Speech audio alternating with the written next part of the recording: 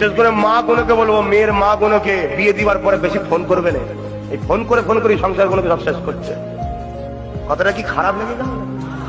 এরকম তাবিজ বা এরকম ঘটনা আমার কাছে লাখো প্রমাণ আছে, হাজার নয় লাখো।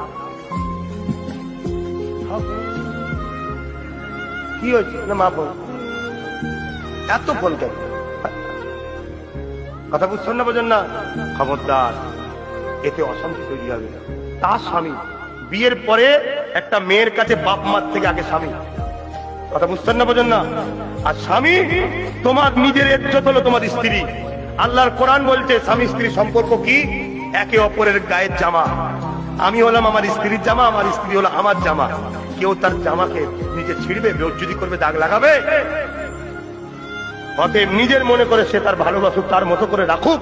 কিন্তু আমরা সেখানে বীজখানে ঢুকে গিয়ে আমরা এটা বুদ্ধি দিই, ওটা বুদ্ধি দিই, এটা বুদ্ধি, সমস্যা হয়ে যায়। মাফ করছি, সব মা নয়, কিন্তু আকসার ঘটছে।